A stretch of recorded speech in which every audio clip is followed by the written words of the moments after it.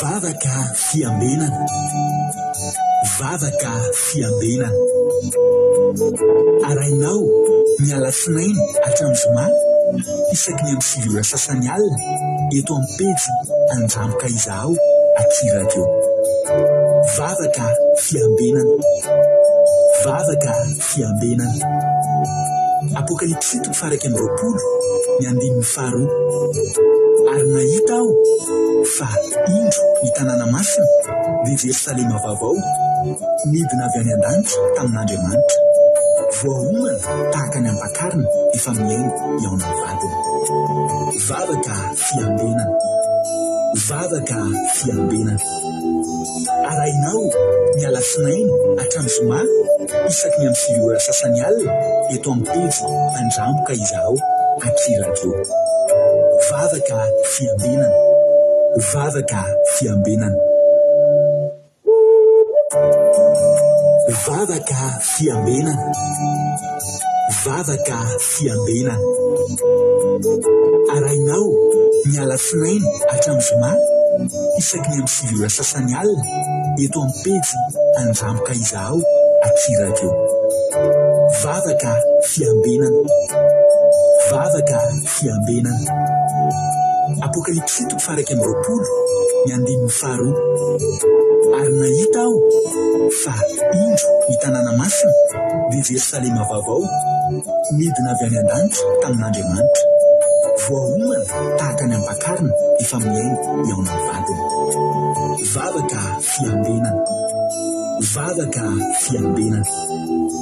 Arainao miala sinainy hatramin'ny zoma isaky ny amin'ny 7 ora sasany alina eto amin'ny pejy Andramoka Izaho aty radio. Vavaka fiambenana. Vavaka fiambenana.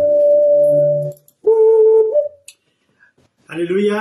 Dia amin'ny fifaliana lehibe indray raha lasana vavimalala ny anonantsika menakavy miarabanantsika anonona ny fiadanan'ny tompo amintsika tsirairay avy izay tratrano seto indray amin'ity androany ity.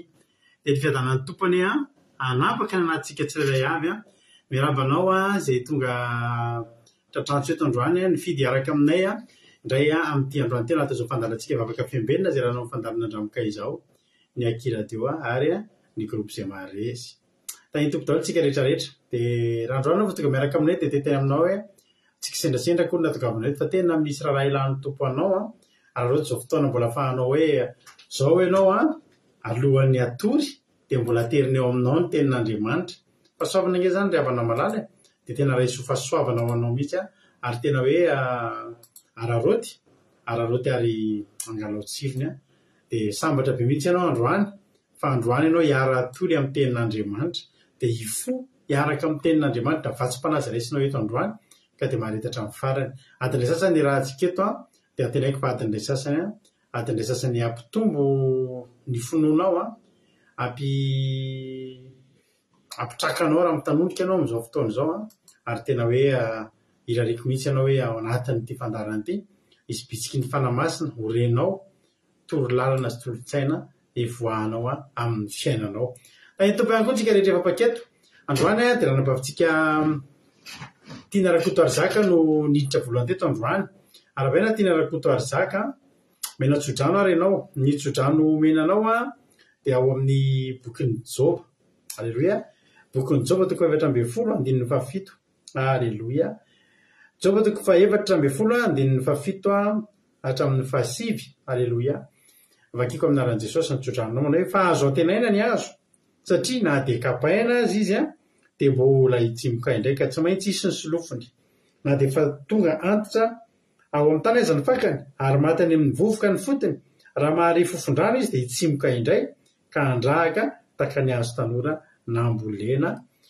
Dia irariko ity toriteny ity indray ity fotoam-bavaka androany ity raha nabavy Tiana Rakoto Arizaka ity ilay fofondrano hoeninao androany ka ninona adiny lalovanao sy fitsapana sy zavatra mitetraketraka nahazo anao na dia nokapainy ty fiainana ty ary ianao nizahan'ny fiainana nokapaina dia izao mbola ao ilay fotony.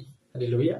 Mbola mijoro ianao fofondrano ty toriteny ty hoeninao ty androany dia aniry indray dia andrahaka indray taka ny hazo tanora vao nambolena ho ny tenin'Andriamanitra. Izay nitsodrano nabavy Tiana Rakoto Arizaka eto France miaraka aminareo rehetra anay Koweït, Arabia Saodita, any Chine, any Madagasikara ary any Oman. manarakaraka ny tiana rakotoary zaka tao Sondolan Jesosy tao Koweity Rosemine France Kodanila Belgique Erika andraso aloha ry havana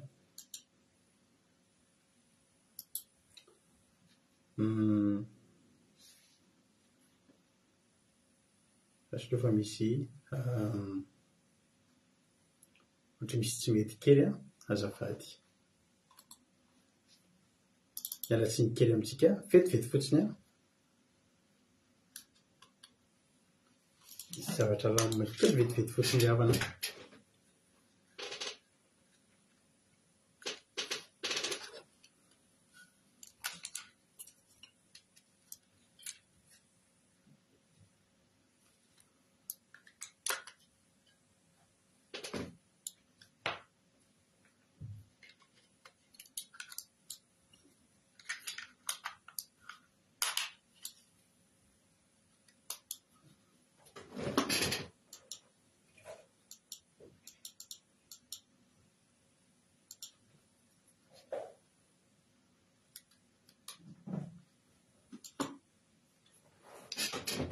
Alléluia, mialatsiny kely fa misy tsy mety kely ny fifandraisantsika.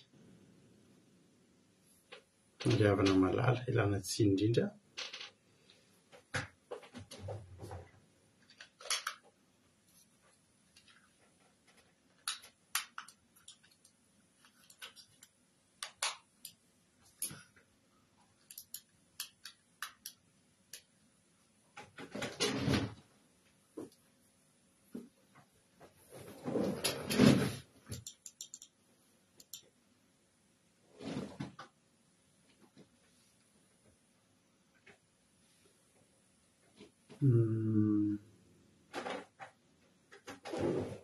Ohatra misotro kely fa misy tsy fetezana kely ny ara teknika ilay azafady indrindra.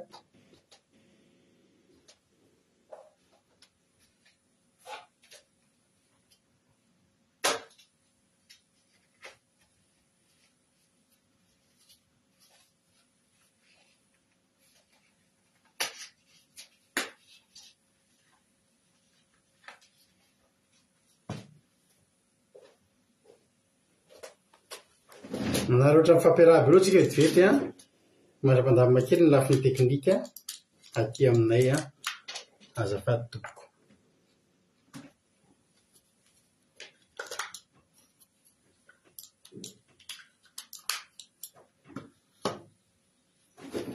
Alléluia.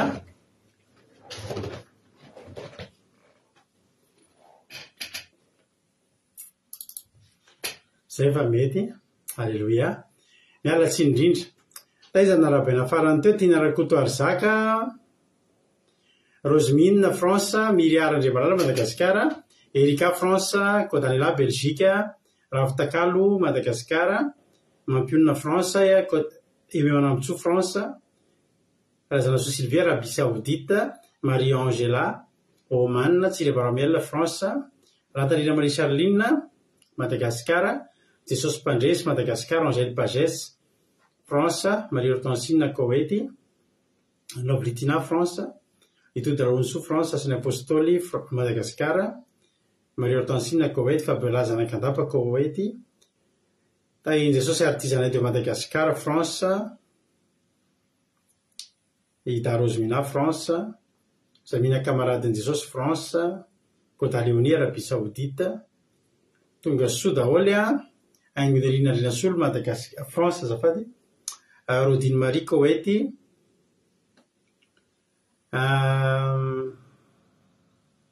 Lazana Monique Koweity, Yama Koweity, Tahin Jesosy Elena Miarniana France, Tina Serikoko Chine, Someva France, Mutsilda Koweity, Marina Tiana Canada, Angelina Rodriguez Arabie Saoudite, Geneviève Andriamananjara France, Tina Rakotoary Zaka. Alléluia.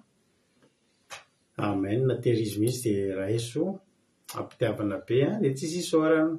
Anjasika Patitsi France, Aimé Henriette Madagasikara, alléluia. Anjasika Patitsia, France ihany koa. Tonga soa Aimé Henriette fa be zay mahitanao eto androany ohatrany androany fa nahitanao tonga eto raha tsy diso ahako.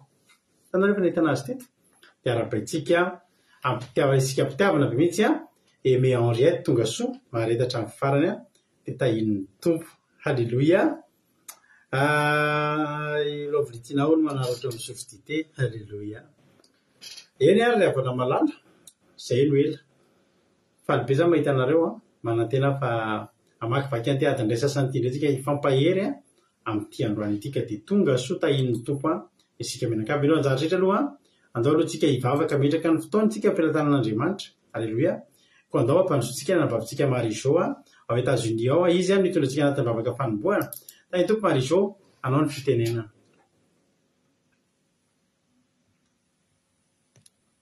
Pasteur dia tahin'ny tompontsika rehetrarehetra mpanaraka an'izao vavaka izao hiaraka hivavaka ary tsika. Ry Jehovah Andriamanitra rainay tsara indrindra, rainay amin'ny alalan'i Jesosy Kristy tompo ianao mbola vilom-pisorana anao amin'ity fotoana ity indray izay ahafahanay hiaino ny teninao, izay ahafahanay indray mandray hery amin'ny alalan'ny teny izay ampitondrainao ny mpanomponao androany. Misaotra anao izay ny amin'ny fitantananao, misaotra ny amin'ny fotoana rehetra, misaotra ny amin'ny famindraponao aminay tsirairay avy mbola afaka tonga eto androany. Misaotra ny amin'ny fanatrehanao satria fantatray fa amin'ny fitoerana rehetra izay ampatsiarovana ny anaranao dia eo ny tahinao sy anatonanao anay tsirairay avy. Dia angataka famindrapo famelan-keloka aminao izay tsirairay avy tonga eto mivona ny amin'izay rehetra fampetipetena anay nandritra n'ity tontolo andro ity, mamelany elokay mamindrafo aminay tompo fa nofo ihany izay mety solafaka, mety misy fotoana izay manao zavatra tsy mifanaraka amin'ny sitraponao. Fandroany ao ka ny ranao Jesosy tena hikorina nadio ny fonay, ny fanahinay, ny vavanay, ny aminay rehetrarehetra izay manatrika an'izao fotoana izao indray dia misaotra sady ny amin'izany ranao izany. Ny androany izay mametraka feno ampelantananao ny fotoana rehetrarehetra, ny mpanomponao izay hitondra ny teninao, ny vavaka izay hoentinay eto tena hoe hisy fetraika an' Jesosy hosoro ny vavan'ny mpanomponao ary ny fony tsirairay avy ihany koa dia sokafy mba handray an'izany teninao izany tsy handalo fotsiny ihany Andriamanitra fa tena hoe haniry avy zato eny tsy manapataperana any anatin'ny fony tsirairay avy ihany dia ny fanatrehana ratsy rehetrarehetra dia roako amin'ny anara-maherin'i Jesosy Kristy tsy ambinina tsy hanapahefana ao anatin'izao fotoana izao fa ny fanatrehanao Jesosy naoka hitoetra ao anatin'izao fandaharana kelinay izao dia arovo ny connexion, arovo ny fitaovana rehetra ato amin'ny andramoka iza ao mba tsy hananany devoly fahefanana kely ary fa tena hoe ny herinao no iseho ao anatin'ity fotoana androany ity. Dia raha misy reradreraka Jesosy tonga eto androany dia tena hoe feno hery raha misy marary dia ho sitrana indray amin'ny alalan'ny teninao izay hoentin'ny mpanomponao tsirairay avy eto dia ho anao rery ihany ny voninahitra amin'izay rehetra ataonay eto ny anaranao Jesosy nanaovana izany vavaka izany. Alléluia. Amen. Alléluia. Mankasitraka indrindra ny Soko Marie-Jo tsika tanatin'izay vavaka mamy matsiro izay nentiny tamintsika teto izay dia Andriamanitra ny hamalofitianao mitombositra dia mitombo fahasoavana hatrany hatrany Soko Marie-Jo mifanatera amin'ny ankohonanao. Alléluia. Tahin'i Jesosy. Izy mbola tsy narabaiko teo ny ana-maintso Italia ndry vaovao izy sambany mihitsy izy no sendra live misaotra betsaka izy Aimé Henriette dia raha mampahery anao androany Aimé Henriette dia tonga avandray rapitsa. Alléluia. Zay eto foana alatsinainy hatramin'ny zoma isaky ny amin'ny sivy sasany alina sady manao teny roa ihany moa zahako fa efa niteny taminao ihany maly fa rapitso izahay dia manana programme tsy maintsy mandeha miakatra any Paris. Rehefa miakatra any Paris moa zay dia na dia tsy dia tena lavitra ny Paris ary ny toerana misy anay ka raha vao ohatra zay mandeha tomobile dia taraikiraiky ihany zay mitratrany embouteillage ny aller sur retour satria raha miala eto aminay zay dia amin'ny adiny roa eo, adiny roa sasany ny trajet. Nefa rehefa tonga any zay dia misy eo amin'ny adiny roa eo na adiny roa sasany koa tsy maintsy mbola hijanonanay eo amin'ny toerana anankiray. Ny dikan'izany dia manao teny roa ihany fa raha sanatria tsy tratra ny rapitso dia tsy misy fandarantsika raha piso fa tonga dia amin'ny sabata maraintsika no miona amin'ny fandarana commencement kira sy famidinana ny toloteny dia ao anaty zoom tsika manatanteraka ny commencement dia fitoam-bavaka sy ny toloteny manomboka mirora sasandray avy eo zay aloha ny filazan-draharaha dia arabaina ihany koa Antraklarisy Madagasikara Lovletina France et Miriarandriamalala Madagasikara fateneniko teo Gotanera Belgique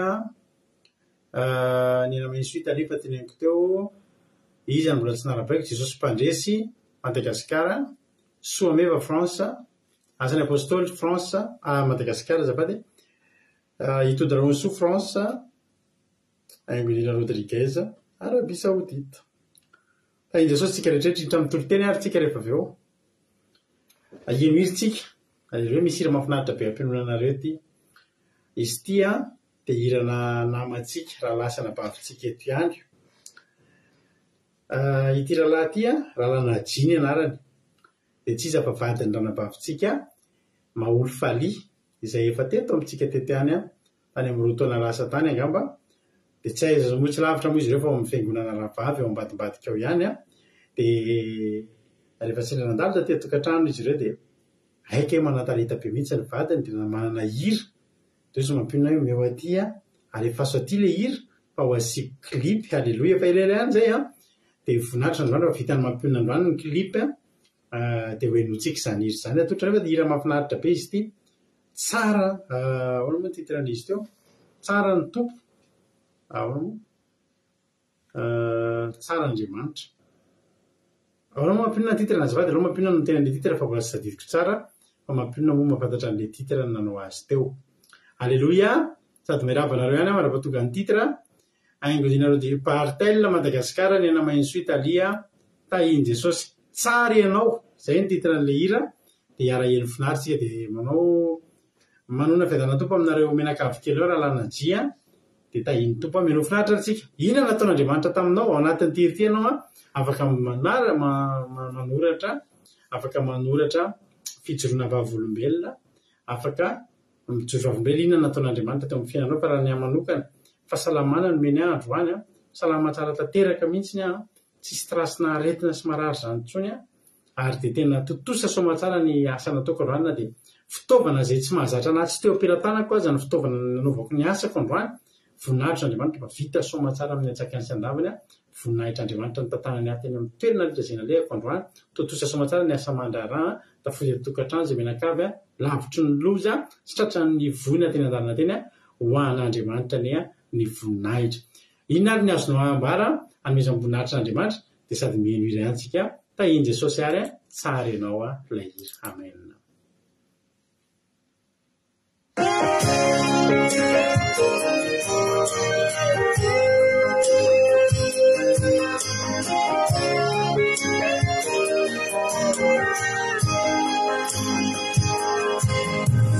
Fiainako taloha tsisy andao tsy manana mizamiza tao an-tenaina fiainako taloha foto-piasirao miaina tao anatiny faravana nefa dia melahire yanao zanui ilazai fa tarinao tumpu diika mafiawe hallelujah fa tarinao Tumpu, Fatala. Ika mafiawe, hallelujah, Fatala. Tumpu, Fatala.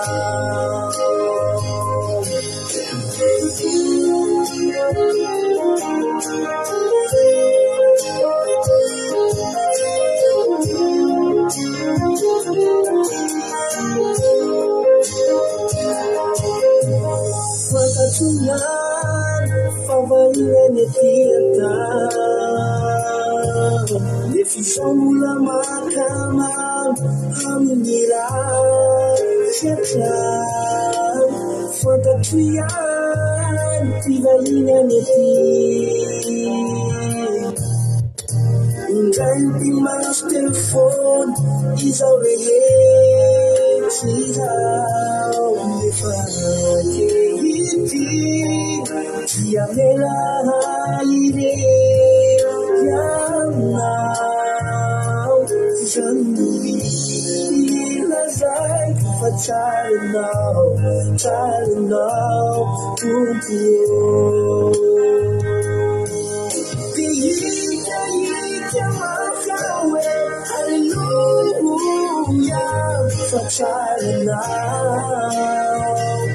Tumpio Talinau Ika Maflawe Hallelujah Talinau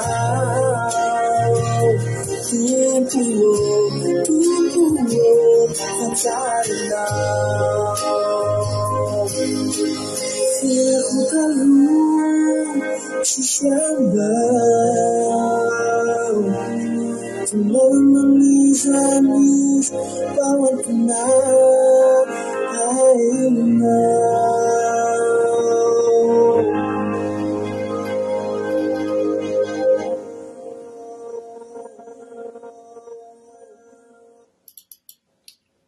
Halleluja. Naona fahitanareo an'ilay hira. Tsara ilay hira manana fanomezam-pahasoavana ilay lalahy. Halleluja. Fianako taloha izy raha tsisy anao dia tena ao anaty koa mieritrretantsika an'izany fiainantsika taloha tsisy an' Jesosy izany ravana malala tena tsisy ininona tsisy ininona. Sotra an'Andriamanitra mba isan'ny natsontsika mba nasiny azy amin'izay ny fiainantsika. Halleluja. Amen. Tsara be ilay izy marina ty anahy. Tahiny tompo randrian'ny zafiny asina Madagasikara. Tahiny tompo fa manomboka mamaky ny fijona vavolombelona raha ozy izy tojo hoe ny tontolo androko androany ozy izy a. Isaorako an' Jesosy fa nilamina sy nangina be taty ampiasana anay androany dia lany nanaovana asan'Andriamanitra amin'ny fotoana isana. Halleluja. Salama tsara ihany koa sady mbola tsy naharenesana loza tamin'ny fianakaviana iray manontolo androany a. Tsara Jesosy. Tahiny tompo Nasimi Koweity, Kadaka Malala France. Halleluja.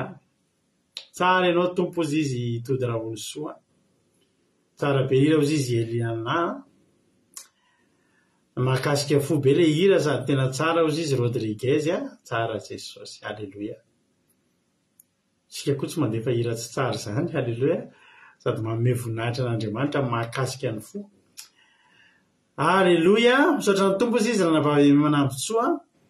Fa vita sotosa izay nataoko androany na dia nisy aza ny sarotra. Isaorako azy namery hiatrika izay ka fisaorana natolotro an'Andriamanitra ray ozy izy ame manambotsoa. Halleluja. Ozy izy hoe tiako be ry le hira sady mahakasika indrindra amin'ny refrain. Tiako loatra ianao Jesosy malala mankasitraka pasitera nandefa azy mankasitraka amin'ny mpamorona tsika dia mankasitraka amin'ny mampiona koa na mitan'iny klipy kely iny tena tsara le klipy. Misaotra amin'ny mampiona dia mitombo fahasoavana dia mitombo fahaiza-manao foana. Halleluja. Sarindra raingo Madagasikara izay ova mahity Bartel. Voninahitra n'Andriamanitra izy miry hafa nafinaritra be ny tontolo androko androany fa ny valo ny mivavaka azy nangatahana. Efa ela dia tena faly dia raina Jesosy. Halleluja. Tsara ny tompo. Sotra n'Andriamanitra lehibe ozy izy lina fa vita aloha ny asa koa. Rehefa teo dia mba afaka nody aloha. Sotra azy koa vita soma tsara ny asa mandrarana rehetra mianakavy kely dia raina Jesosy. Tsara le hira ozy izy lina makasitraka. Tsara loatra ozy izy Rodriguez. Engany mba hitandreny commentaire-nareo eny ny mpamorikira dia mba hery koa izy. Raina Jesosy malala vita ny journée-ako androany izy someva nahita fity tamin'ny mpiara-miasa. Halleluja. Amen.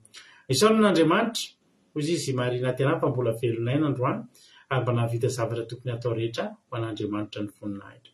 Ozy izy tody rahony soa misaotra an'Andriamanitra foana fa nomeny ny tombonandro velomana anio fanombany sy mitahiny. Tsara Jesosy. Amen. Misaotra an'Andriamanitra androany fa nalaminy avokoa izay rehetra nataoko sady tena tsy tara tamin'ny entretien izay nataoko no vita soma tsara izay natao. Halleluja. Amen. arabaina erika tena Jesosy izy Jesosy manesina amery tanjaka mandrakariva na fahanana vitany asa rehetra sy niaro anay mianakavy ozy izy ranabavy mihaja halleloia ozy izy faby ola hoe misaotra halleloia makasitraka andrina raha vavy malala ay misaotra Marie-Jo zany izy halleloia ozy izy koa dany ala hoe misaotra an'Andriamanitra fa mbola nomeny tombonandro fahavelomana sady mbola narovany nanaovan'Andriamanitra dia rehetra dia tonga somatsara vita bonera ny asako dia voninahitra an'Andriamanitra rery halleloia amen verserina misaotra an'Andriamanitra misaotra an' Jesosy amin'ny zavatra rehetra amin'izay rehetra fa tsara ny fitsimbinany halleloia amen tsara be le ireo izy soameva samy tia andrira daholo zany nareo halleloia misaotra an' Jesosy fa tena tianay mianakavy kely izy izy ny ana maheno soa halleloia amen ozy izy Anglina Rodriguez jeraina Jesosy amin'ny fiarovany sy ny fitantanana fa dia tena tsara Jehova lehibe ny famindram-pony sy ny fahasoavany dia vita somatsara ny tontolo andronay mianakavy kely dia ho an'i Jesosy ny voninahitra halleloia amen halleloia ozy izy ranabavy ama misaotra an' Jesosy fa vita somatsara ny tontolo andro androany no ny fiarovany Jesosy dia tavela atao anaty ascenseur izy androany robaka kely androany tao anaty fitondranam-bavaka fa nandeha ascenseur zoky ama dia nikatso le izy dia noho ny fiarovany Jesosy dia noho ny fiarovany Jesosy tavela atao anaty ascenseur androany ny asa aloha ny patron ila vao tonga ny mpanamboatra azy adiny iray fa zany ohatra nisy tanana amin'ny rivotra anefa hoe tsisy rivotra ao halleloia Jesosy koa teo nakasitraka nyzay maresy ny tondram-bavaka na mafy tavavoaka somatsara tao anatin'ilay ascenseur ny coince izy dia raina Jesosy ranabavy ama dia mahereza ozy izy tiana ziriko koa hoe halleloia misaotra ny tompo atrany tamin'izay rehetra nataony sy nanome fahasalamana sy tombonandro iainana halleloia amen tiana rakoto azaka misaotra an' Jesosy fa misaotra an' Jesosy fa le toro-tena maly tena tanteraka tamiko tena hoe anjelin'Andriamanitra niaraka tamiko sy niady tamin'ny ady sarotra rehetra misaotra Jesosy malala noho ny fahatsaranao fitiavanao fitahiana omenao anay lalandava halleloia amen tsara Jesosy niainanao ny toro-tena dia tanteraka taminao mahafinaritra be le hira mirary soatrany amin'ny fizarana talenta amin'ny asan'ny tompo izy tiana siriko koa misaotra nareo nankafy ozy izy $100 hoe halleloia androany misaotra an'Andriamanitra fa narovany tamin'ny loza sady satria tsara izy io satria zaho dia mitaiza zazakely tsy dia salamasaina tsara izy io izy zaho fa rinany aza dia lasa nivoaka ny trano izy nefa any aminay aty be fiara mandeha be nivoaka izy dia tsapako fa narovany Jesosy fa tsy voan'ny loza natahotra sady nivavaka fa dia Jesosy hita teny amin'ny mampitaitaina izy zany hita tsara teny amin'ny lalana izy sorako an'Andriamanitra fa saika loza teo Andriamanitra voninahitro Andriamanitra iray zany ilay teo fiarovan'Andriamanitra tena zany ilay teo fiarovan'Andriamanitra mampitaitaina be meno mamaky alizy fa dia raina Jesosy fa dia tena fijona vavolombelona tokoa zany tsara be ireo izy tia narako tao zaka halleloia ozy izy rahalalay voninahitro n'Andriamanitra fa salama tsara izay menakafo sady zakafo tsara narovany tamin'ny lalana rehetra na leanay tsara Jesosy amen tahiny tompo ferana rakotso sy fontaine lanirina samy eto France ozy izy Fabiola zanakandapa hoe dia raina Jesosy halleloia dia Jesosy fa nafinaritra ny tontolo androko androany mbola nomeny hery sy tanjaka sy fahasalamana ary mbola nomeny sakafo sahaza mbola nomeny fafahana manaraka vavaka fiombenana an'io voninahitro n'Andriamanitra iray ihany halleloia amen amen tsara Jesosy misaotra azy tsika an'Andriamanitra rery ny voninahitra mandrakizay halleloia eny ary havana zay no ela hiditra amin'ny tenin'Andriamanitra tsika hiditra amin'ny toriteny tsika raiso ary ny baiboly raiso ny makahatoerana tsara fa hiditra iaino tenin'Andriamanitra isika tenin'Andriamanitra zay hoentin'ny ranabavitsika Lina artisanay de Madagasikara halleloia ranabavy-Lina hitondratsika anatin'ny tenin'Andriamanitra ka andao ray ampandrosotsika avy hatrany izy dia rehefa vita ny toriteny entiny dia mivelonety ny tena koa mamelabelatra ny ten'Andriamanitra misaotra anareo rehetra tamin'ny fijona vavolombelona fa ny sandratr'Andriamanitra ho an'Andriamanitra ny voninahitra haleloia amen. Nameno finaritra daholo ary raha baviliana anao ny fitenenana.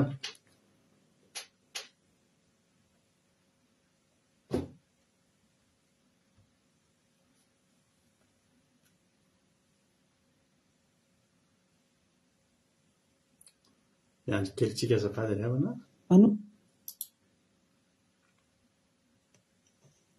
Manona ny fiadanan'i Jesosy Kristy ho aminao pastera sy ny ankonanao ary amintsika manakavy izay miaraka manaraka indray izao vavaka fiambenana mamintsika izao. Dia raisiko fahasoavana ho lehibe ry havana malala ny fampizara amintsika ny tenin'Andriamanitra indray amin'izao alina izao. Ka rehefa vonona isika dia sokafa ara ny baibolintsika ao amin'ny bokin'i Jeremia mpaminany toko 7:20 andiny fa 1:20. Jeremia toko 7:20 andiny fa 1:20. Rehefa samy miara-mahita dia hovakiako amin'ny anaran'i Jesosy. Fa izao mahalala ny hevitra heverako anareo Jehova dia hevitra tonga fiadanana fa tsy loza mba hanome anareo fanantenana ny amin'ny farany. Amen. Ny soramandry etsy ambony moa dia milaza hoe taratasy nampitondrain'i Jeremia ho any amin'ny babo tany Babilôna. Amen. Ty tenin'Andriamanitra ty ry havana dia inoko fa tena hoe efa fantatsika tsy enjery ary efa manao tonom-bavaka isika dia matetika ambara ny vavantsika foana izy io. Anisan'ny tenin'Andriamanitra tena nakasika ry hava malala hatramin'izao hoe ahafantarako ny lalan'ny fahamarinana izao dia tena hitako hoe misy tena fiventikevitra be tamin'ny fiainako, misy lanja be tamin'ny fiainako io tenin'Andriamanitra io. Raha taloha ry havana malala vavaka tamin'ny fiangonan-dehibe ireny dia vavaka fotsiny mandeha fahazarana fa tena hoe tsy nanana fahalalana ny tenin'Andriamanitra tahaka an'izao fotoana iainako izao satria tamin'ny nandritra ny fotoana maromaro havana dia nandalo sedra sy fitsapana maro izay mianakavy kely. Fampizara kely amintsika ny sombitsombony amin'ny zavatra ny ainako ry havana malala. Izay moa izany rehefa tonga nona taty amin'ity firenena ity dia nanana asa ara-dalàna mivadiko tany am-Piandohany dia tany amin'ny tanan-dehibe anankiray dia avy eo rehefa hoe misy ny tonga ny ankizy dia nanapa-kevitra mba naniry hoe mba hanana trano sy ny toy ny fanirian'ny olona rehetrarehetra hoe mba hanana trano tsy hipetraka hanofa trano foana fa mba hoe han'ny tena ny trano. Dia tena hoe izany tokoa ilay fitahian'Andriamanitra, fitantanan'Andriamanitra fa tamin'izany moa ny tena mbola tsy tao anatin'ilay fivavahana fa araka ny teniko tamintsika hoe mandeha pahazarana fotsiny dia nahazo anjara fahasoavana dia afaka nanangana trano fa nikisaka izany nanalavitra ny tanan-dehibe io aty ambanivohitra be aty. Dia mieritreritra hoe ho tsara ny fiainana izany fa dia tonga dia nandeha satria nomena fahafahana afaka manao izany. Dia nandeha teny moa ny taona 2 dia tena hoe tsy araky ny vady satria ny vadiko tamin'izany miasa fa izaho mbola ao anatin'ny fikarakarana ny tokantrano. Dia nandeha teny ny fotoana na tsy ary reraka izy hoe tena tsy vita intsony ny mandeha train satria mila mandeha train adiny iray sasany maraina dia miariva dia miampy ny asa izay tsy mitsahatra tontolo andro asa ara-batana izany dia tena hoe vizana dia nalony no nijanona hoe tady asa satria ety misy orinasa ihany maromaro dia aloha hiala amin'ny asa io fa hitady asa aty manodidina. Fa tena hoe tsy nahita nandritra ny 10 taona ry havana tsy nahita asa raikitra fa asa tselika 2 volana 3 volana faravabetsany 2 taona dia rehefa tapitra ny fanarahana tamin'ilay orinasa dia vita tsisy toy antsony. Dia ohatran'izay foana ry havana malala dia anatin'ny fitaintainana foana izany hoe satria anatin'izany koa moa sofa misy teo ny fanjakana nanampy teo ny fianakaviana ihany koa nandray aman-dreny nanampy nanohana ara-bola satria kelikely ihany ny vola raisina ry havana malala dia ianao mitaintaina hoe voalova hoe nofa trano ahoana ny fandeny amin'ity volana ty ohatr'izany dia lasa ihany eritreritra hoe tena nanina raha no naka fanapa-kevitra niala nikisaka nakaty raha ohatr'izao ny fijaliana. Dia ny tena zavatra nanaitra ry havana malala Zay raha tena hoe milaminy mihoatra an'ireto mpiaramonina aminay manodidina anay satria ataona vitsivitsy taorian'izay ry havana dia notongavana huissier trano 4 na 5 teo eo manodidina tena hoe voadidina izahay ry havana malala notongavany fanjakana fa tsy nalofa trano reto mpiaramonina. Ny anay kosa ry havana tao anatin'izany tena hoe aleloia tsy takatry ny saina tena navahan'Andriamanitra na dia teo azany hoe tsy fananana asa ara-dalàna raikitra fa tena voaloha ara-dalàna ny efa trano ny jiro ny rano tsy nanana olana izahay tena mandinika ry havana mandinika ary osa hoe tena tamin'ireny zany Jesosy tsy diso ianao naniraka ny anakaty dia izay ny tarihako antsika ry havana malala amin'ity tenin'Andriamanitra izay zaraiko amintsika androany ity hoe araka ny tenin' Jehova io hoe fa izao mahalala ny hevitra heverako anareo dia hevitra tonga fiadanana fa tsy loza.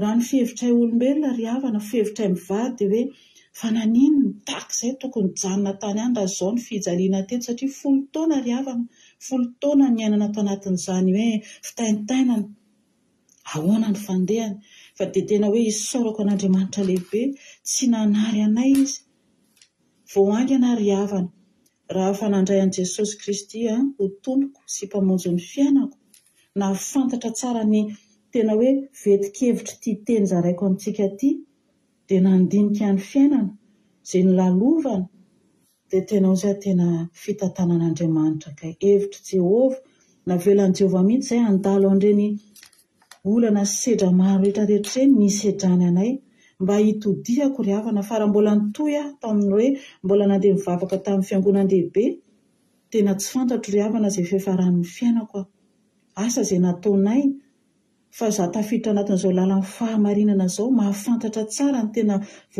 votoatin'ny tenin'Andriamanitra mandalina ny tenin'Andriamanitra miaina mihitsy miaraka amin'ny Jesosy tahaka izao dia tena mahita hoe tena navahan'Andriamanitra kay izahay fiadanana tokoa no ao ambadika izao ny fiainana izay lalovanay rehetrarehetra ireny dia tena hoe tenanareo ry havana fa nomen'Andriamanitra asa raikitra mivadika ary vao avy nankalaza ny faheritaona ny nahazahoany an'izany asa raikitra izany izy tamin'ity taona ity milamina ny fiainanay ry havana izay ilay tenin'Andriamanitra eto hoe mba hanome anareo fanantenana ny amin'ny farany izany kay efa nanomana an'io asa io Jehova ho anay fa nila no izahay niala raha nandritra 10 taona izay mbola nanalavitra azy ry havana tsy nanana eritreritra mihitsy hoe hitodika amin'Andriamanitra tena hoe hitady azy fatratra tahaka izao iainako amin'izao fotoana izao dia navelana aloha ahita an'ireny rehetrarehetra ireny dia rehefa tonga ilay fepitaona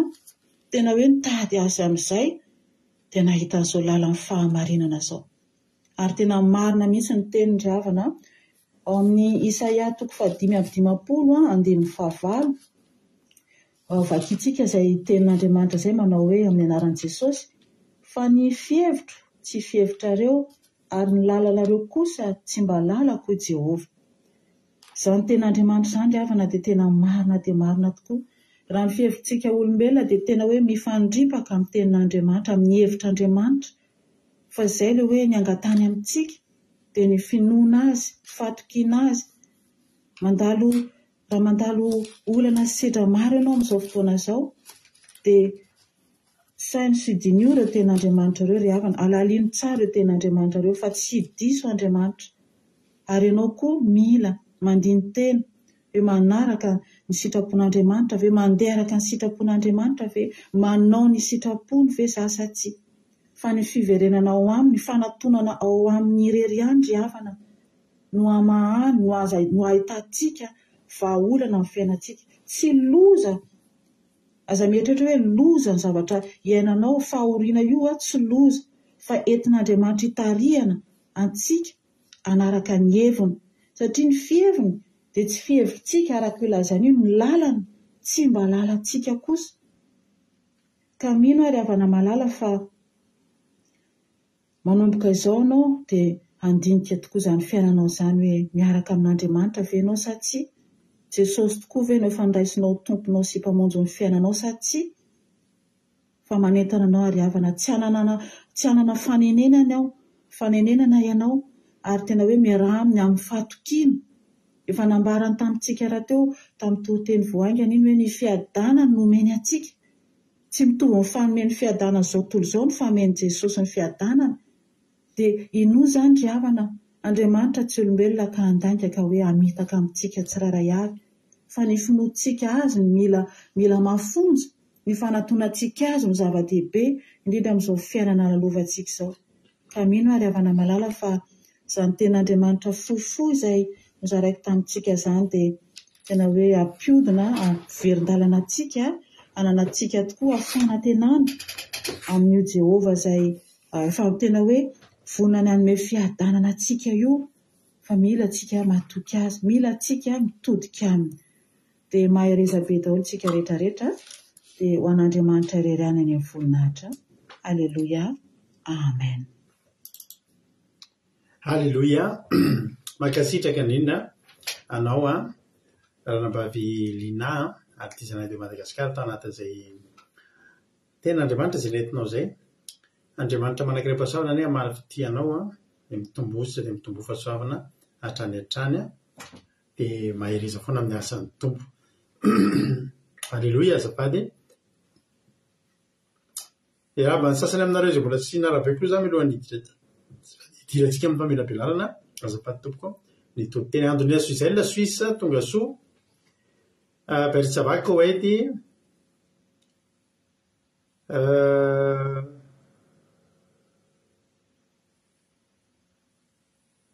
iza koa ny olona mbola tsy narabeko teo Nachela MG France tonga soa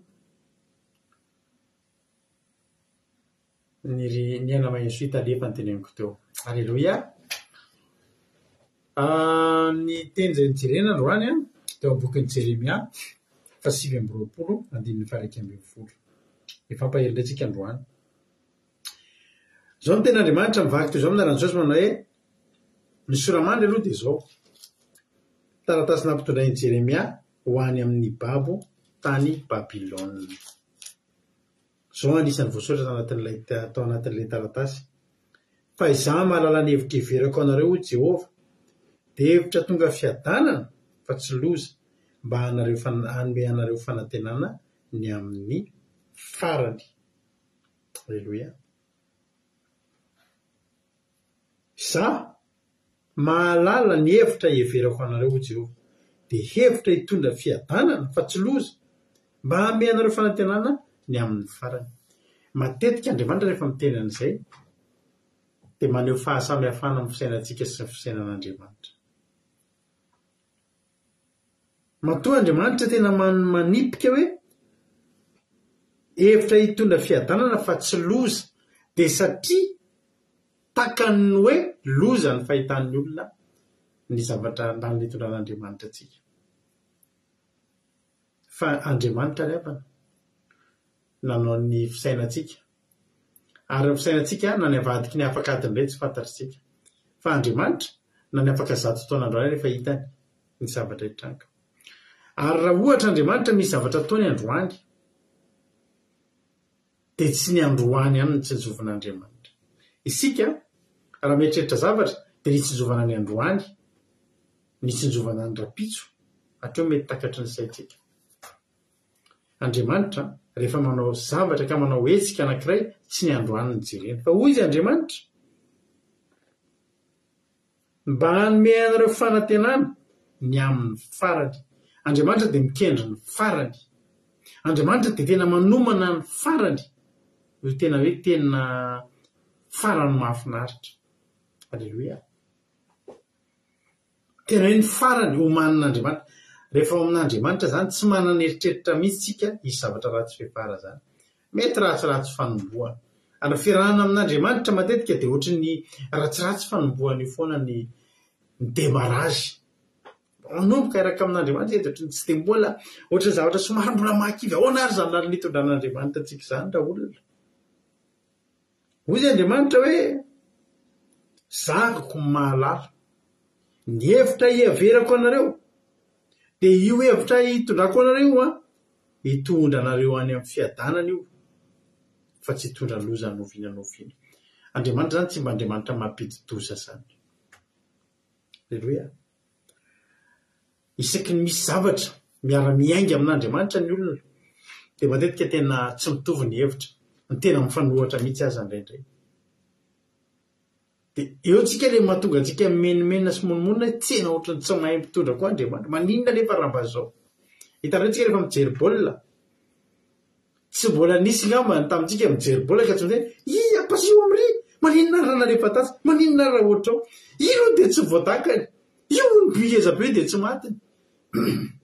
Vavany mpijery baolina tena samy manako tenenina zao fa mba omeo godasy ange iny olona iny dia asevo makeny ambony terrain, dia asevo mamerina ny zavatra ny tenenina.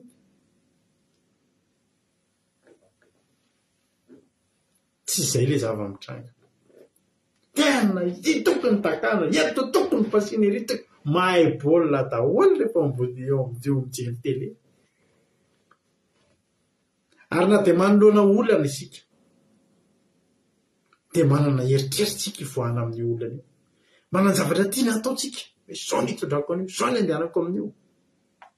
Hoy Andriamanitra tsy zany. Tsy zany ozy Jehovahandriamanitra.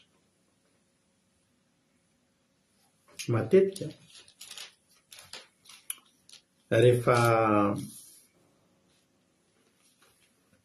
vao manomboka miainga raha jerentsika antsika jery ten'Andriamanitra anke fampaherezantsika. Jerenareo tsara ny amin'ny Exodosy 13:10 efa matetika resahantsika izy ity.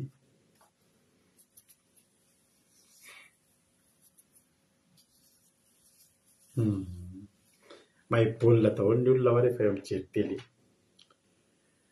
Exodosy 13:10, 17. Ny soramary dia zao: ny lalina nitondran'Andriamanitra ny zanak'Israely sy ny namakiny ny ranomasina mena. Voalohany indrindra, vao any amin'ny soramary tsika dia efa mahita fa tsy nisy ngamba olona eritreritra eo amin'ny fiainany hamaky an'izany ranomasina mena zany. Tsy nisy olona nieritreritra an'izany. Tsy ao anaty programan'olombelona, raha mbola olombelona koa ka eritreritra hoe ao anaty soramary dia lalina nitondran'Andriamanitra ny zanak'Israely sy ny namakiny ny ranomasina mena. Aiza nisy afaka makina ny ranomasina mena dia ny valiny dia tsotra, ny lalana nitondran'Andriamanitra fa tsy nitondran'olona, tsy nitondran'ny filoham-pirenena, tsy nitondran'izy fa nitondran'Andriamanitra. Zao le tena rehefa amin'izao rehefa narefa amin'ny Farao ny olona dia tsy mba nentin'Andriamanitra tany amin'ny lalina makany amin'ny tanin'ny Filistina izy na dia akaiky aza izany. Inona ny tena mba tadiavin'ny olona rehefa ny eo amin'ny fiainana fa tsy ny raccourci ve? Inona mba zavatra tena anatin'ny fisainantsika vao mandeha tsika dia tsy maintsy mijery foana hiainga amin'ny point A makany amin'ny point B dia ny zavatra jerentsika voalohany izay lalana akaiky. Zay ny fisainan'olombelona. Fozy Jehovahandriamanitra. Any amin'ny Isaia 5:20 teo: ny fihevitro tsy fihevitrareo, ny fisainako tsy fisainanareo, ny anareo ny akaiky fa ny ahy tsy ny akaiky fa zay ahatonga. Halleloia. Andriamanitra zany dia efa hitantsika sady hoe tsy mikatsaka ny akaiky sy ny vetivety izy fa mikatsaka n'inona izy. Raha vakitsika teny io, tsy mba nentin'Andriamanitra tany amin'ny lalina makany amin'ny tanin'ny Filistina izy na dia akaiky aza izany. Fa hoy Andriamanitra, ndrao anenina ny olona raha mahita ady ka hiverina any Egypta. Tonga dia izany tonga dia nieviten'Andriamanitra tanteraka ny fiverenan'ny olona any Egypta, ka mba tsy andehanany hiverina any Egypta dia tsy nataony tamin'ny lalana akaiky. Fa raha itsika everanga misy lalana akaiky kely dia maninona ary miodikodina any amin'ny tany efitra. Fa nentin'Andriamanitra vita tany amin'ny lalina mahazo ny any anefitra, amory ny ranomasina mena ny olona. Ary vao manayady ny fiakatra ny zanak'Israely avy tany amin'ny tany Egypta. Nomanin'Andriamanitra iady ny zanak'Israely nefa tsy navelan'ny ady tamin'ny Filistina. Zany Jesoa lavana tsy fihevitr'olombelona. Hitondra basy ianao, asiana mifanana ny basy fa tsy hipitifotra ho dia olona iray. Aiza nisy fisainan'olombelona ohatr'izany? Fisainan'Andriamanitra ihany zany. za manana ny hevitra everako anareo. Tanjon'Andriamanitra dia le fiadanana ho an'ny olona, fa tsy le lalana tonga vetivety nefa miverin-dalana. Dia rehefa miainga mihitsy dia jerinareo nge fisainan'ny zanak'Israely any amin'ny 10 amin'ny Exodosy 4:12 nge mba vakitsika azafady. Andalo vakitsika ny tilo mizatra anankiray. Mahavariana ny olona mihitsy fa maninona ary Farao no namafisin'Andriamanitra ny fony. Fa nga tsy hain'Andriamanitra ry havana ny tonga dia hoe niditra avy any fotsiny i Arona sy Mosesy dia tonga dia nalemen'Andriamanitra ny fisainan'ny Farao dia tonga dia nangovotra ao rehefa andana teo dia mivoaka vao tonga indray mandeha zany i Arona sy Mosesy. Ozy Andriamanitra hoe ny lalana hitondrako ny tena mety. Alleloia. Ary androany ao aorianan'ny dito teny ity dia anaiky ny fitondran'Andriamanitra sika. Ozy Jehovahandriamanitra hoe za mahalala ny hevitra iverako anareo dia hevitra hitondra fiadanana fa tsy loza. Matoki fotsiny. Na mafisin'Andriamanitra ilay izao fony Farao zao. Satria naninona? Satria Andriamanitra manana loza anankifolo. Misy démonstration tian'Andriamanitra atao. Ka raha tonga dia nilefitra tany amin'ny voalohany Farao dia nampirima tany anaty valizy ireo loza ireo tsisy nahita. Nefa tian'Andriamanitra ho hitan'ny olona hoe izao no heriko. Sady tian'Andriamanitra ho hitan'ny zanak'Israely fa tian'Andriamanitra ho fantatry ny Egyptianina koa. Iza moa Jehova. Dia jerenareo zavatra nitranga. Efa any amin'ny efa mivoaka ny tany Egypta ny zanak'Israely. Farao ihany no teny mindana fa any amin'ny andininy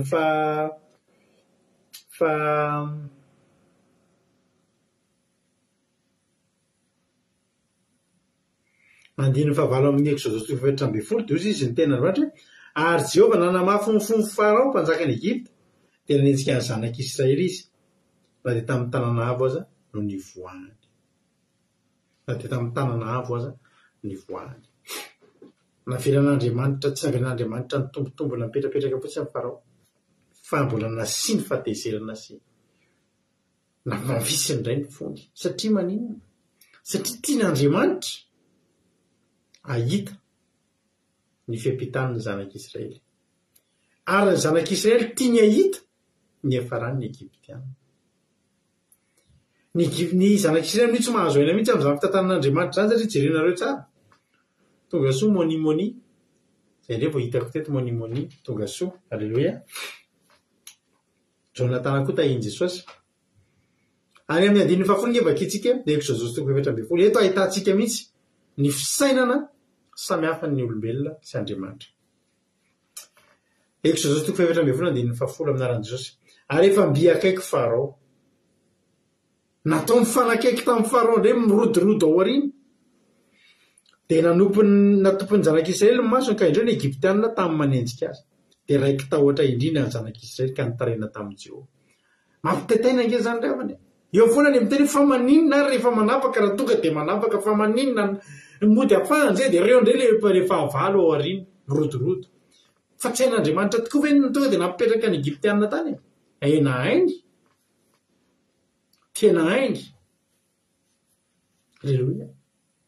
Tany amadaha ozy izy monimony tonga soa zany ianao. Alleluia. Hain'Andriamanitra ry havako. Fa misy zavatra tiany hatongavana. Aza dino ny ananareo fanantenana ny amin'ny farany. Misy farany tena tian'Andriamanitra faranana en beauté ozy izy ny fomba fiteny frantsay. Tian'Andriamanitra ho faranana amin'ny fomba mahafinaritra. Le farany io zany tena tsotsovin'Andriamanitra io. Any ianao le hika alleluia misaotra Jehova. Ny fimonomonona rehetra nataonao taloha izay mahamenatra an'Andriamanitra. Zay mahatonga antsika tsy monomonona manoloana ny fitondran'Andriamanitra. Mieritreritra foana antsika tsy loza io. tsisy andriamanitra mampidi-doza zany tsy mampidi-doza ny andriamanitra ivavahady tsy mampidi-doza ny andriamanitra toriko aminao tsy mampidi-doza io ka hoe atahorana oloza ny voaka avy amin'ny fitantanana tsia hitondra fiadanana raiky tahotra ny Israely teo de entanenta amin'i Jehova de zao amin'izay ny teneny zareo ary koa izy tamin'ny Mosesy moa tsy nisy fasana vatany Egypta no nentinao ho fatetihany hevitra nahoana nanao zany taminay ianao ka nitondra anay nivoaka avy tany Egypta tsy izao va ny teny nolazany taminao fony tany Egypta hoe okizay fa avy anao zay anompony Egyptianina fa alohanay anompony Egyptianina toy izay maty any an'hevitra teto dia any amin'ny teny hafa misy an'izay mihitsy hoe ny fampitoana ny zanak'Israely hiverina hifona any amin'ny Farao teto zany ny zanak'Israely de ny fampitoana teny mbola tsy tezitra inga lehibe andaotsika azakazaka hivenany aminy de hifona teny mbola tsy lasa lavitra tidihana ataotsika ty fanampitenenin'Andriamanitra Mosesy andiny ny 11 hoy Mosesy tamin'ny olona aza matahotra anareo mijanona fa ho hitanareo famonjeny Jehova zay ataony aminareo anio fa ny Egyptianina zay hitanareo anio de tsy ho hitanareo intsony mandrakizay io ny tanjon'Andriamanitra ampahitana faraparany tena nao fasafasy mihitsy ny Egyptianina sy ny zanak'Israely ireo tadidio ny endrik'ireo fa tsy ho hitanareo intsony ireo mandrakizay Alleluia mbola misy fotoana zany tsy maintsy ampionindreo zay ny fitantanan'Andriamanitra zay ny lalan'Andriamanitra Alleluia de inona tokoa ny nataon'Andriamanitra fanakaiky ny zanak'Israely sy ny Egyptianina fa te antany anao ny fankatratra very zareo ary raha ny hafainganam-pandeha vetivety kely de tratra ny Egyptianina ny zanak'Israely satria manino ny zanak'Israely sady mandeha tongotra misy zaza mambehivavy misy antitra mivingitra tondra entana ny Egyptianina tsy nitondra entana sabatra sy lefina sy ampinga sy zanatsipika miaraka amin'ny soavaly sy ny kalesy mandeha mafy be tsy tokony efankatratra ve zany tokony fa eo fihevitr'Andriamanitra eo ny lalan'Andriamanitra izay hitondrany antsika de mbola verika any za malala ny hevitra iverako anareo Jehova de hevitra hitondra fiadanana fa tsy loza io misy Farao ao aorianao fa tsy loza io fiadanana ny ao ambadika io de zao ny zavatra nitranga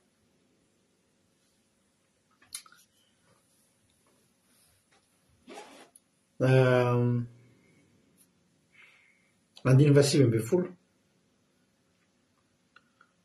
ary ilay anjelin'Andriamanitra zay nandeha teo anoloan'ny tobiny Israely de nifindra nakao aorinany ary ny andrahona nifindra teo alohany de nijanona tao aorinany ary tonga teo anelelan'ny tobiny Egyptianina sy ny tobiny Israely de teo ihany ny rahona sy ny fahamaizinana nefa nampazava ny alina kosa ka de tsy mifanatony izy no tota nandritra ny alina azo atao no mampifakahita fa tsy mahazo mifampikitika satria mifankahita amin'ny programan'Andriamanitra fa tsy mifampikitika tsy maninona nge mahita fahavalo rehefa tsy mahavita mikasika anao ny fahavalo inona moa ny olona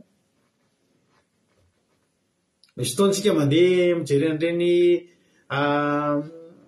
zoo reny reny valan-javaboary misy biby masika de tendritranao tokoa io le tigre fa trano fitaratra be manasaraka de mijery tigre tsika de hitatsika daholo ny nifiny hitatsika daholo ny tanany mijery lioany tsika misy grillage be manasaraka tsisy azony atao azo atao no mijery lioana fa ny lioana tsy mahazo atsika lioana natao hojerena io fa tsy lioana natao amony sy hinana Jehova ny mampifandahatra an'izany zany hoe eo ihany le Egyptianina matsiaro ny tena mandeha mafy be manetsika fa misy rahona manasaraka tsy mahazo mifanakaiky tsy mahazo mifanakaiky tsy mahazo mifanatona tsy mifanatona amin'ny programa eto fa ifampijery Alleluia io le seka ny andanana zanak'Israely ifony hitondra fiadanana ho afa tsy loza tsika tonga de mieritreritra foana loza andao ifona amin'ny Farao fa maty tsika io nge Farao koa io Farao de ahoany fiadanana fa tsy loza ny andrahoana nantanteraka an'io fiadanana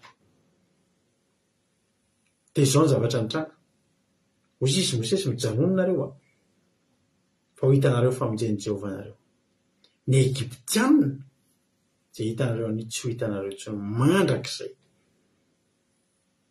Dia nahinzo sy Mosesy 1:20 teo ambony ranomasina tanana ary rivotra mahery avy any antsinanana nampisavahan'i Jehovah ny ranomasina andritriny alina iny ka nataony tany maina ny ranomasina ary dia voasaraka ny rano.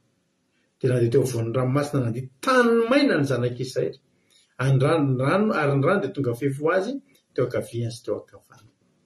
Nandeha karazana tonelina be zany dia rano ny avitsy havanana fa tena tany maina fasika nandritsain'Andriamanitra hatramin'ny mililitra zany ranomasina zany rehefa namalaka. Dia nanenjika azy ny Egyptianina fa mbola tsy loza foana izany fa fiadanana. Nanenjika azy ny Egyptianina ka niditra nanaraka azy teo afovoan'ny ranomasina dia nisoavalin'ny Farao rehetra sy ny kalesiny ary mpitaingy soavaliny. Ary tamin'ny fiambenana maraina dia nijery ny tombony Egyptianina tamin'ny andro avy sy ny rahona Jehovah ka nampifanaritaka ny tombony Egyptianina ary nanalina ny kodiaran'ny kalesiny izy. Hitanareo Andriamanitra hitondra fiadanana fa tsy loza, fa ho an'ny Egyptianina kosa hitondra loza fa tsy fiadanana. Ny fidirana anatin'io ranomasina mena io tsy mitovy ny vokatra. Andriamanitra dia nampalantena fiadanana fa tsy loza ho an'ny olona, fa Andriamanitra kosa efa nanomana loza fa tsy fiadanana ho an'ny favarin'ny olona. Lalana mitovy zany ve rehefa nidirana samy ranomasina mena samy maina zao ihany, fa ny zanak'Israely mandeha tany maina ery aloha ery, fa ny Egyptianina niditra, vao niditra tonga dia lasa fotadrevo, tonga dia lasa tsy maina tsony. Olona efa nanomboka niditra ny rano, efa nanomboka nisy fito le rindrina na be anankiroa. Za manana ny hevitra hiverana anareo izy Jehovah. Miala amin'izay ny kodiaran'ny kalesy. Dia ozy amin'izay ny Egyptianina tao andositra ny tavan'Israely fa Jehovah ny miady amin'ny Egyptianina ho andreo. Hitanareo ry havana, ny Andriamanitra mila manam-pirofo an'izay. Andriamanitra mila manam-pirofo an'izay zavatra izay. Tsy aminao ihany fa amin'ny fahavalinao ihany koa. Amen.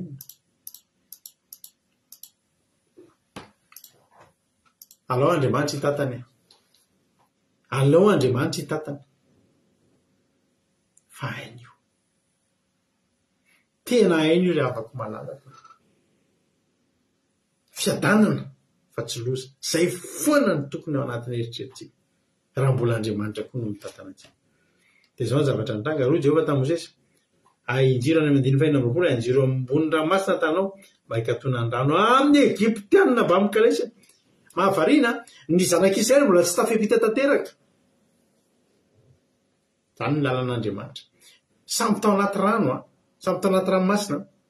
Dia jerinareo hoe ao amin'io zany rano misaraka io. Ny zanak'Israely mandeha amin'ny tany maina, fa zay avy nalovan'ny zanak'Israely tsy tany maina intsony. Fa nomboka fotadrevo. Hatramin'ny zanak'Israely farany indrindra ty ariana zany mbola mandeha tany maina, fa vao ao arinana iny dia fotadrevo. Satria nahoana? Satria Jehovah Andriamanitra mamadika an'io fiadanana fa tsy loza ho an'ny olony, fa mamadika an'io loza fa tsy fiadanana ho an'ny Egyptianina. Ary izao ny zavatra nitranga. Ary hoy Jehovah tamin'i Mosesy, injiro ambony ranomasina tanao mba hikatoana ny rano amin'ny Egyptianina, tsy amin'ny zanak'Israely. Mbola nisy zanak'Israely. Satria lavabe mantsy zany lalana zany, lavabe ny laharan'ny zanak'Israely. Mosesy efa tonga ery amorony fa ny zanak'Israely mbola misy tao anatin'io ranomasina mena io satria lavitra ny lalana. Fozy Andriamanitra, injiro amin'izay ny tananao. Dia izao hikatona ny rano, fa tsy hikatona amin'ny zanak'Israely. Satria za tsy miprepare, za tsy nanomana loza ho an'ireo. Raha mikatona ho an'ny zanak'Israely dia loza, fa hikatona ho an'ny Egyptianina. Tena mahavariana ke zany amin'ny anatin'io rano anankiray io zany misy zavatra lalana mazava be anankiray, dia mazava be fa mematroka, memidy ny lalana. Disefitra ny Egyptianina. Fangary avana ny ranomasina mena sokafana ho an'ny Egyptianina. Nga nisy Andriamanitra nampanantena ny Egyptianina fa hiaro azy anatin'io rano. Ny zanak'Israely nanana Andriamanitra nametoky teny Andriamanitra ny teny hoe za manana hevitra everako anareo ary ny fihevitra sy fihevitrareo. Raha nareo dia miverina any amin'ny Farao, hiverina ho any Egypta, dia hiverina ho andevo indray. Fa ny ahy hozy Jehovah Andriamanitra tsy zany ka ny fihevitro hafa. Hafa ny anahy, haleloia. Dia zao, dia nikatona ny rano, 9:20, dia nikatona ny rano ka nanarina ny kalesy sy mpitaingin-tsoavaly, dia ny miaramila amin'ny Farao rehetra izay niditra tao amin'ny ranomasina ny antsika zanak'Izraely. Koa dia tsy nisy niangana na dia iray akory azy.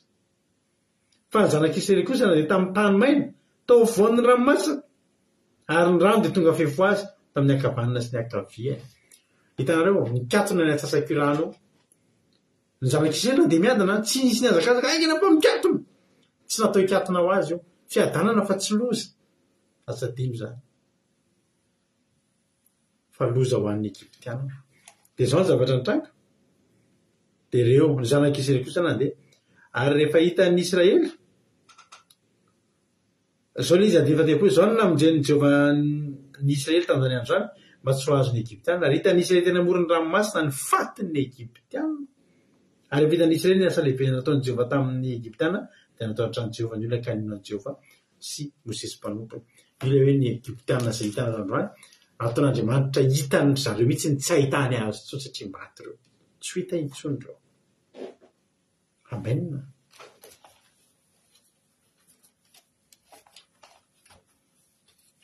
Betsaka nitranga mampitaitaina antsika eo amin'ny fiainantsika. Dia mieritreritra loza foantsika. Mieritreritra loza foantsika. Androany za teny aminao.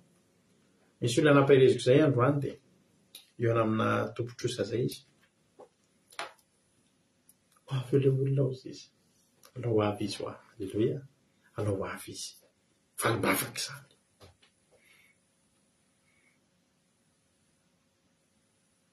Andriamanitra tsy manohana loza ho anao rehefa manomboka mitoky aminy ianao. Azo antoka efa nametraka ny fiainanao am-pelatanan'Andriamanitra ianao, dia aza mieritreritra loza izany intsony ianao. Tsisy Andriamanitra manomana loza ho an'ny olona izay miantso azy izany. Zao mantsy zavatra mitranga ny avana malala. Misy zavatra mitranga foana eo amin'ny fiainantsika. Ary rehefa mitranga ny zavatra izay mitranga eo amin'ny fiainantsika, dia mifanohatra amin'ny eritreritra raha ny fiaingana io zavatra tsy eritreretintsika ho lasa lavitra mihitsy. Jerena hoe Josefa, i Josefa any amin'ny Genesisy, tantaran'ny Josefa any amin'ny Genesisy 7:30 any. Jerinareo tsara fa i Josefa nanofy zava-mahafinaritra be, ho avy mamirapiratra be.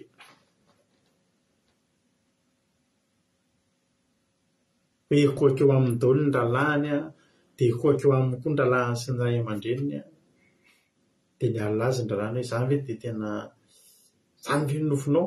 Izany hoe tombony ho an'ny Josefa fa tantoka ho an'ny ralahany. Izany amin'ny 7:30 Genesisy 7:30, 7:20, dia nanapa-kevitra ny ralahany andeha ho amidintsika io. Tena amidy. Raha isika mieritreritra hoe za ve mba mpanompon'Andriamanitra dia averan'Andriamanitra amidy? Raha amintsika mieritreritra tokoa hoe za zao ve mpanompon'Andriamanitra dia ho averan'Andriamanitra amidy ho andevo. Ary izany foana no mahatonga antsika mpanompon'Andriamanitra sy olona bavaka diso hevitra amin'ny fitantanan'Andriamanitra. Rehefa isika manao an'ilay tsy manaiky, be dia be ny olona mitempy amin'izany, za tsy manaiky resy izany, tsika tsy manaiky an'izany, tsika tsy ohatr'izao. Ny problema anke dia izao hoe Andriamanitra anke no mitantana antsika fa tsy tsika. Ary tsika dia tany manga. Hoy ny tena Andriamanitra hoe ny tany manga fa afaka hitany amin'ny mpanao azy hoe ino no tia ataonao.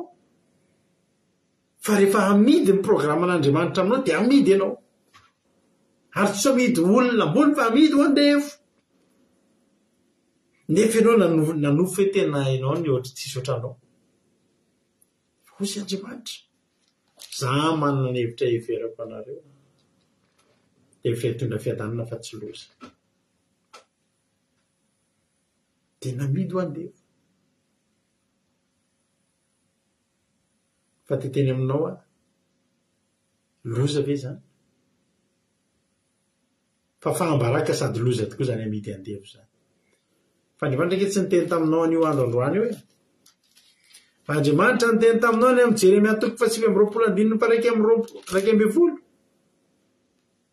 za manana ny hevitra everako anareo ho Jehova dia hevitra tonga fiadanana fa tsy loza mba hanome anareo fanantenana ny amin'ny farany ka le namidy andevo nge tsy zay nge ny farany tantaran'i Josepha e so dia tsy hainao ny tantaran'i Josepha fanomboany eo ny hanomboka hiresaka zany Josepha zany ny baiboly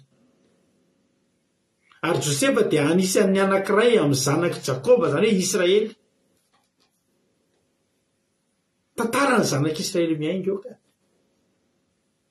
ny fiatomboany tsy fiafarany Andriamanitra tsy mbola nampanantena n'ilay fiatomboany fa Andriamanitra nitsinjo an'ilay fiafarany amen inona ny farany andevo ve dia maty andevo dia afa-baraka dia nataon'olona maty ny asa mandrara tsy tompo keny tsy tompo 1:7 andin'ny 7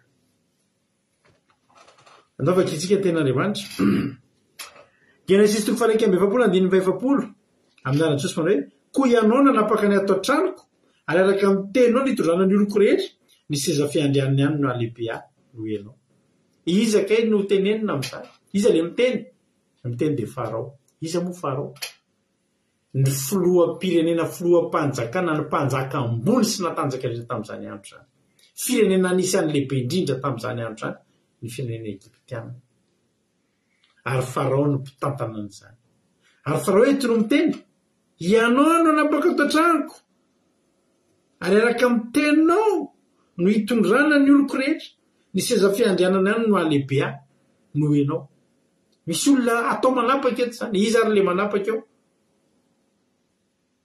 Josepha 9:2 ary ndray Farao tamin'ny Josepha indro efa nanendranao hanapaka amin'ny tany Egipta rehetra dia nesorony Farao miperatra tamin'ny tanany ka nataony tamin'ny tanany Josepha dia nampitafindrongony fotsy madinika izy ka nasiany rojo volamena ny vozany lava ny tantara raha hovakiny fa ito fitenenanao ny fiatomboany tsy fiafarany ny fiatomboan'ny fiainan'i Josepha tsy mifiafarany fa hoy Jehova aza engeleninareo za fa za mahalala tsara mihitsy ny hevitra everako anareo dia hevitra hahatonga fiadanana lasa mpanapaka oriavana malala nahita zany tanàna lehibe zany Josepha amin'ny mahandevo anazy fa taona maromaro tatỳ aoriana lasa mpanapaka izy ary tanteraka tsakasy andavany fa nikoaka teo amin'ny rahalahy nikoaka teo amin'ny hatramin'iray aman-dreny izy ny lasa namelona amin'ireo fianakaviany izy Jakoba zay nomen'Andriamanitra tsodrano ngeza be ny alokaloka teo ambanin'ny latry Josepha tany Egipta riavana malala amen satria nanino nanaiky ny hevitra nitondran'Andriamanitra ny fiainany raha zany Josepha no nikomy tamin'ny tondrana safady riavana safady tompoko anao la tsy narano kely nalatsiny kely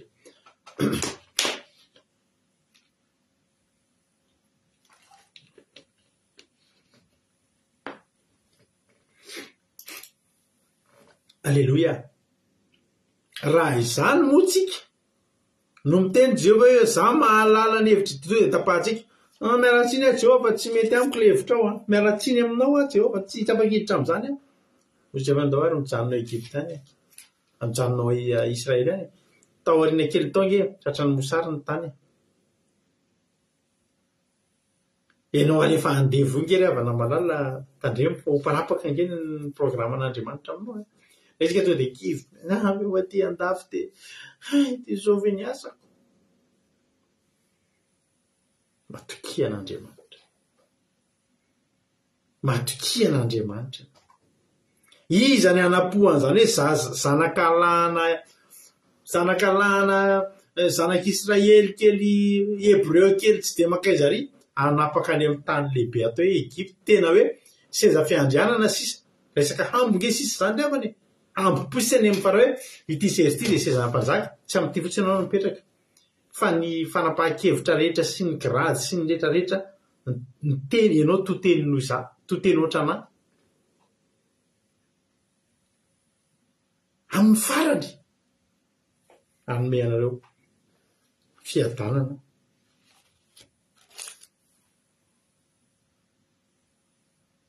anome anareo fanantenana ny amin'ny farany raha zany no nidongo menoty anatrehan'Andriamanitra dia asa reny za teny aminao androany any amin'ny mpanjaka faharoany koa fa tsy vakiko le tantara efa lasa ny fotoana ny mpanjaka faharoa toko fafito any misy tantarana boka efada reo boka efada reo dia tsy navelany olona niditra tao tany fa nidina teo ivelany nefa natao fahirano ny tanàna rehefa natao fahirano ny tanàna dia misy fahavalo ery zany amono dia inona moa zany reo navela teo izy efatra amin'ny rahalahy nisy andeha mpanjaka faharoa toko fafito vakiko kely any aloha andiny fahatelo aloha izy boky evada teo anoloan'ny vavahady ny fanaretsaka fampiresaka ahoana nipetrahantsika foana eto manampahafatsika raha hoy isika araka atao tanàna dia misy mosary ao tanàna ka ho faty eo isika ary raha hipetraka etsika dia ho faty ihany koa ko andeha akany amin'ny tobiny siriana ka mamelona atsika moa izy dia ho velona isika raha mamona atsika kosa izy dia ho faty ihany isika nakendry zareo rehefa nakendry zareo ohatry ny andeha anatina fahafatesana fa ny tena marina nataon'Andriamanitra ohatry ny feo anakodiarana kalesy sy soavaly be deaibe ny feo an'izy efata ny feo an'ny ditongony dia natahotra ny siriana dia nitsoaka dia navelany teo daholo ny layany sy ny fananany rehetrrehetra dia tapitra ny mosary rovinaka ny atapitra ny mosary rovinaka vao tonga ho feno sakafo tao Samaria raha ny kantokanto tokony natao amatoana ny elabe fa ozy Jehova za manana hevitra heverana anareo dia hitevitra hitondra fiadanana fa tsy loza tsy maty ny anoanana izany nareo fa izao reo boka efada reo navoaka anareo tany antsisy tanàna reo tany amin'ny tany ivelan'ny tanàna reo ilay ataoko fitahinao anareo ianao aza malahelo rehefa ataon'ny olona anjorom-bala ny atokotany any any ivelan'ny tanàna any manekehan'Andriamanitra fotsiny fa ianao mihitsy no ataon'Andriamanitra fitaovana hitahina firenena anankiray tonga ongery avana dia tonga ny sakafo tonga dia tapitra ny ady noho n'iza noho ny boka efada izay nataon'Andriamanitra fitaovana nanaiky ny fitondran'Andriamanitra za rehefa tao anaty ny fiainana efa nitantarako anareo fa ho an'ny olona izay mbola vaovao mbola tsy nare dia tantarako anareo ny mba nahatonga nalasa ny vavaka taloha ry havana dia nanana asa ary io asa io dia asa resaka varotra dia miaina anaty varotra foana zany dia mikirakira vola nge zany tena ny kirakira vola tena tsy mampino anareo zany hoe vola ny kirakiraiko tamin'izany fotoana ary rehefa tao anatin'ny heriko rehetra mihitsy tamin'izany tena nanakatao ary tena hoe tena ny libe tena ny liba ary tena hoe tsisy nahory fa hoy Andriamanitra hoe rado ohatry ny tsy tia fijanona ohatry izao ianao alovaiko kely ny fiainanao dia za tamin'izany responsable commercial anatina orinasa lehibe anankiray ary rehefa izany dia aty ivelany koa manana asa maro dia tena mpandraharaha mihitsy tamin'izany tena mpandraharaha nisy olona tonga nanantona tamin'izany telo menada mpivadiny anankiroa dia nanantona anazy zareo misy entana tediavany dia za moa zany amin'le relationko dia raha ohatra misy telefônina anankiray 1 million de francs vidiny dia mahita telefôny ohatrany indray tsy 1 million de francs mety latsaka izany any amin'ny toeran-kafa dia raikitra fa dia hifanao fifampiravahana zay sy ireo olo ireo dia naka entana amina centaine de millions amina centaine de millions pneu ana camion ny resaka eto pneu ana camion ka mpivarotra manana fahalalana manokana momba ny pneu zany tamin'izany dia pneu ana camion lafo be moa reny tonga dia 5 millions anankiray amin'ireny fa be dia be to dia fean'ny camion fa ny fanarahana dia zao aloha intelo mandoa izy zavatra io fa fidin'ilay olona amin'ny vidin'ny ambony be zany nefa ny manana olona mpandrarà matoky anahy mpiara-miasa amiko afaka manome anana conteneran'entana anankiray ary à condition fa zahako no mifampiraraha aminy saikoko ny alefaly soniako ny mandeha dia mety aminy fa tena teneniko anareo fa tena ny paiement voalohany nomen'ireo olona ireo dia tsy hitantsony izy ireo olona ireo fa pisy loko malaza be tao Madagasikara tao fa ny tena no mbola tsy ampitraikefa ny lalo vola fa mbola tsy ampitraikefa amin'ny fifanarahana sy ny fiarahana sy ny fitandremana amin'ny asa tsy hitantsondro loha nanomboka teo ny niditra kizo ny fiainako voatery tsy maintsy nanefa zavatra izay an'ireo olona izay nalaiko dia nanomboka nanefa trosan'olona tanomboka teo no nidira trosa be teo amin'ny fiainako aty ariana mandinika ny fiainako dia tena nametsina an'Andriamanitra ngetana fa maninona Jehovah ny atao ohatr' izao ty fiainako tia mbola tsy nihatro an'i Jehovah moa tamin'izany fa Andriamanitra mba fantatra fa maninona Andriamanitra ty fiainako ty ny ataonao ohatr' ty fa tena tsy afatesako misy ve ny tadavinao hoy Jehovah hoe zahako mahalala ny hevitra everako anao rato hevitra tonga fiadanana fa tsy loza mba ameanao fanantenanany amin'ny ho avy amin'ny farany na nometsiny an'Andriamanitra hoe fa maninona zao ny zahako mba miezaka le olona mihoatra amin'ny fiainana dia tsy mba tiana Andriamanitra misy hoe mba metimety zao fiainako izao dia maninona zao zany nitondrana pisoloky fe tsara sa ratsy zany voasoloky zany ratsy zany aza miteny hoe tsara taka ny Josefa teo ihany tsara ve zany andevo amidy andevo sa ratsy fa raha tetenenao indray any farany hoe mety ve le manapaka ny Egypta sa tsara sa ratsy io tsika tsara fa tsika tsy te handalo an'le amidy andevo nefa zay ny hevitra iheveran'Andriamanitra n'le izy zay ny lalana hitan'Andriamanitra atongavana ny Egypta ny ambony sisa rehetra nge Andriamanitra no mitantana ny Josefa namidy andevo ekeko zany fa nanomboka teo andevo eo am-peratanan'Andriamanitra ny fiainany sy ny hoaviny rado dia boka ny trosa afa-baraka tondra ny mpampianatra ny fianakaviana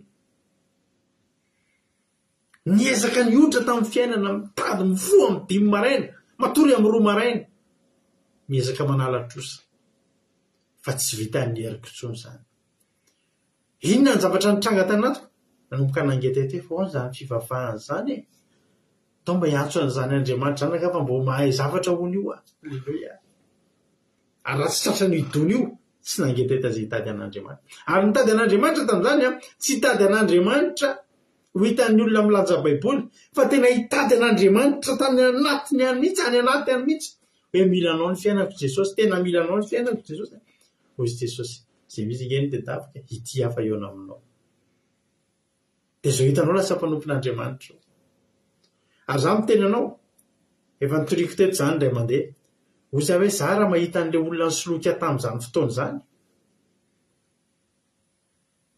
mety hitsokana izy raha afaka hita amiko fa ho enjehako dia ho fihiniko dia hisaorako dia teneniko misaotra anao fa raha tsy ianao tsy ohatr'izao raha tsy ianao tsy nisy fandarana andramoka izao raha tsy ianao tsy nisy zao fiainana menakavo ohatr'izao raha tsy ianao tsy ratsa-panompon'Andriamanitra rato fa noho ny nataonao alleluia ianao ny fitaovana nitondran'Andriamanitra namoronan'Andriamanitra lalana na tonga ho lasa tahaka izao tsara ve vosoloky ratsy ary tsara ve ny lasa mpanompon'Andriamanitra tsara ka tsy maninona nge zany le nandalo tamin'le taria zay le hevitra heveran'Andriamanitra jerenao amin'ty Jeremia 29 ty mantsy dia zao fa mpanantenana nomen'Andriamanitra io hoe zao izy izy amin'ny 1 nge vakitsika fa zao lazainy Jehova rehefa tapitra ny 70 taona ny amin'ny Babilôna dia mahainga anareo ka ho tanterahako aminareo ny teoko dia apodiko amin'ity tany ity nareo.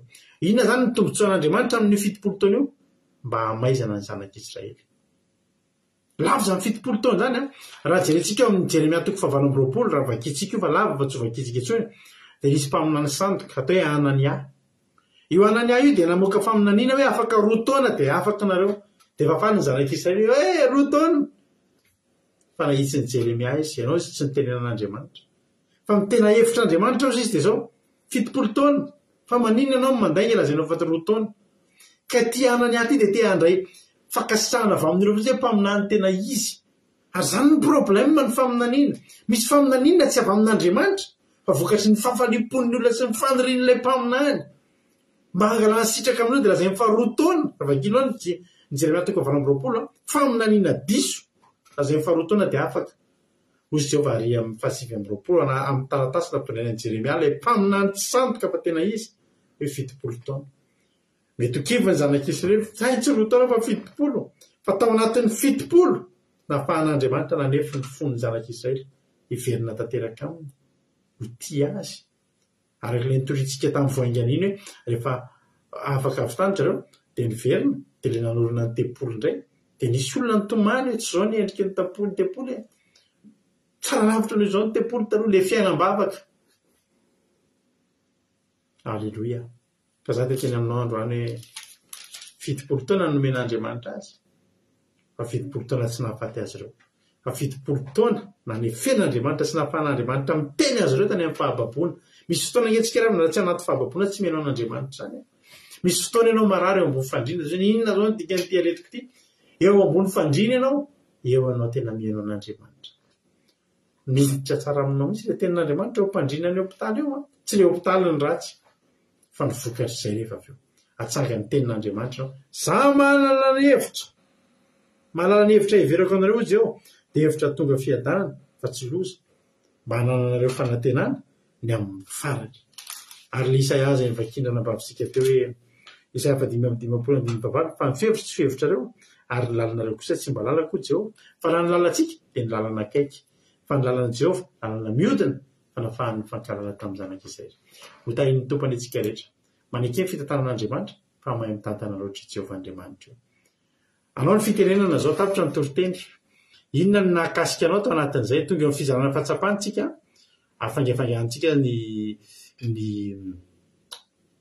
fandarina mba tsy ho lava loatra satria adin'ilay sasamony ny fanarahana taminareo teto dia lasa mihoatra fa tsy maninona nefa zany fa tonga amin'ny fizarana fahatsapantsika inona ary no zavatra azonareo zaraina, inona zavatra nahakasika anareo tao anatin'ny toriteny afaka miantsonareo dia mizara fahatsapana ndao ary ampandrosotsika ny mpizara fahatsapana voalohany mba hizara amintsika hoe inona re no nahakasika andralatojo tao anatin'ny toriteny androany ndao metsika azy ary ny fitenenana rahalatojo anao ny fitenenana afaka miantsona messenger nareo radio akiradio tsy voatery rahalatojo sy Rodriguez fa nanareo izay voniditra ny jery androany ary afaka miantsona amin'ny messenger nareo radio akiradio dia ampidiriko ny fatareto antojo ny fitenenana inona ny azonao azaina androany nahakasika anao. Zao tsika rehetra dia makasitraka anareo mianadata amin'ny toriteny fa nampahery sady nahakasika. Voalohany tena endrika ny tany am-poky sady otrany mahotsakely ny tena hoe ahitana fitantanan'Andriamanitra. Ilay fijoroana fahavelombenona ny Zoklina teo hoe tsy stable mihitsy ny fiainany ny asa tena hoe ny asa sainana dia hoe ny sakafo hohanina sy ny sisa ary nefa tao anatin'izany rehetra zany mbola tsisy androka hoe tena tsy ny sakafo marina. Fa ny hoe sady hoe tsisy andro tsy ny sakafo sady hoe tsisy andro tsy nahafatrano ihany koa nefa ny olona sasany teo manodidina anazy tonga mihitsy amin'ny pôlisy satria tsy nahalofatrano dia tena mahakasika hoe hitan'Andriamanitra ny mpanompony dia tena hoe avahany aleluia. Dia fijoroana fahavelombenona pasikera teo koa ny tena nakasika anazy indra lehibe raha vao hitako ireny pisiloko ireny dia enjehako mahatahotra angamba ny pisiloko tena mona anaty nefa amihana sady soritra anazy dia tena mahakasika hoe tena zany tokotrany raha tsy misy amin'ilay pisiloko tsy soritra izao dia soranan'i Jesosy ny fandaminana sy ny fitantanany. Tahian Jesosy taholy.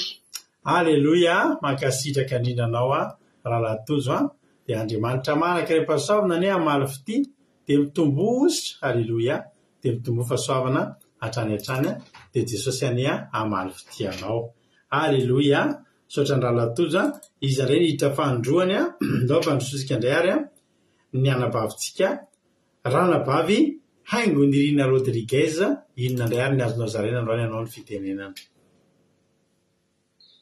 Makasitraka indrindra pasitera ny manome fitenenana dia manonona ny fiadanan'i Jesosy Kristy rehetra dia ny zavatra makasitraka be da be anareo menadako tamin'ny tenan'Andriamanitra tena mampaheno makasika bebe.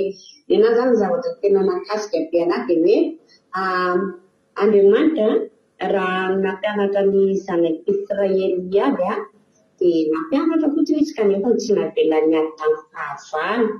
Dia faharoa manaraka azy koa ilay hoe farao raha teny tamin'ny tao amin'ny fanjakany dia hoe seza fiandrianana fotsiny mampiaraka azy amin'ny Josefa kanefa njany Josefa izany fiandroany dia hoe andeho tsy ratsy ilay hoe andeho ianao voalohany fa ny ariny ianao dia eo avadika any amin'ny tapanapaka ny firenena izay tena hoe tsy fantatra ao akory any dia militsika manaiky ny fitenenan'Andriamanitra sy makasitraka izay hitantsika amin'ny fiainana dia tsy maintsy tsara fiafarany fiainantsika tonga amin'ny fiainana.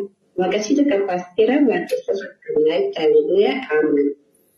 Aleluia be makasitraka anao ranabavy haingo nirina Rodriguez tamin'ny fizarana fahatsapana dia Andriamanitra manankiray fahasoavana maro fitianao ny mitombositra dia mitombo fahasoavana hatrany hatrany ranabavy haingo nirina Rodriguez. Nao sika jery apitra olona hafa indray izara fahatsapana dia henohirintsika rehefa avy eo. Aleloia. Tany tompondray ranabavy $100 anao ny fitenenana inona ny azonao zaraina androany tao aorian'ny toriteny.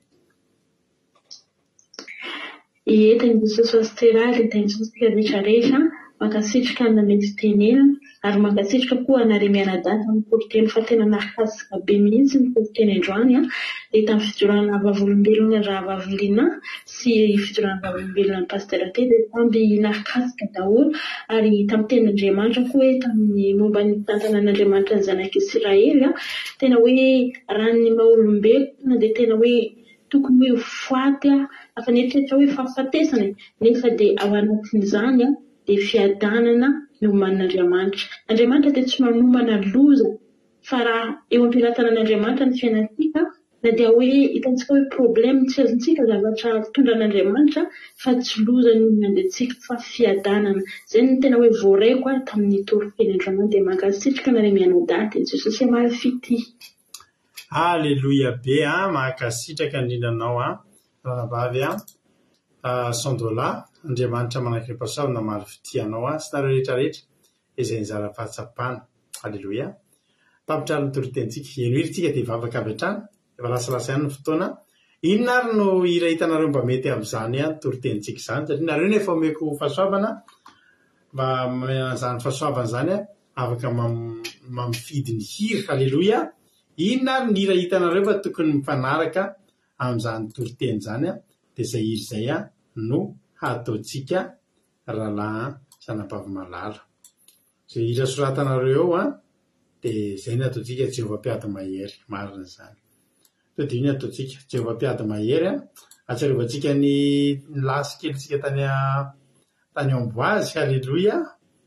Ndao tonga dia iny ataontsika ho voninahitr'Andriamanitra irery ihany.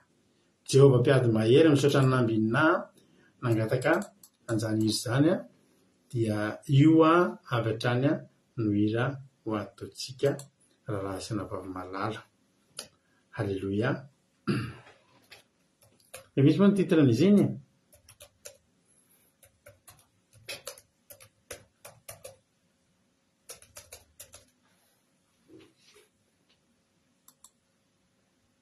Aleluia. Zao izy tononkira.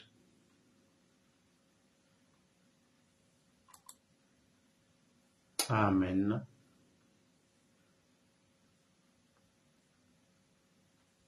Tokony ahery ianao miala eto Aleluia.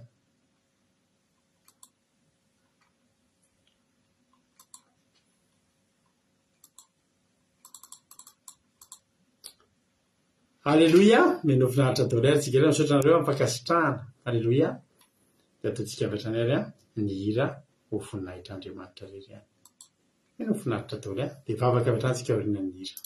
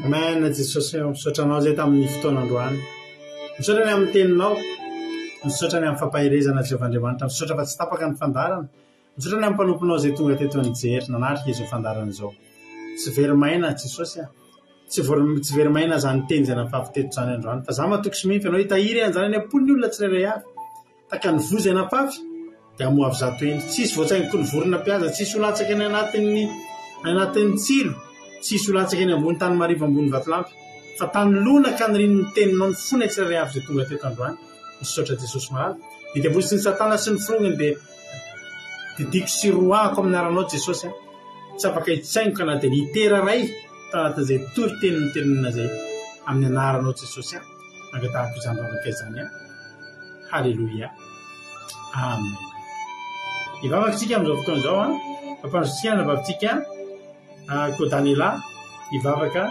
ho an'ny firenena anao ny fitenenana Kodaniela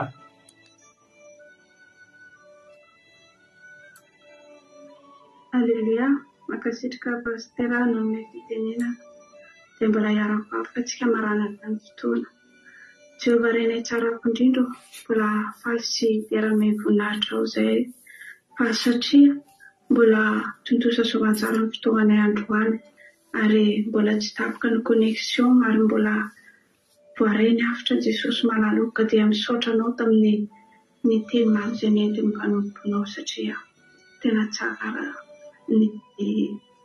tsara tokoa ianao Jehova malalo ary misaotra betsaka anao tamin'ny teny izay voarenay mandritra ny herinandro ity Jesosy malalo ary androany Jehova mbola makasitraka anao satria tena le Jehova tsara no Jehova tsara mpanao tsara satria dia tsy miafy aminao tokoa izay tsirairay avy izay nanaraka izany toriteny izany Jehova ary tena na dia maro azy ny ady izay andalovanay Jesosy tena anao tokoa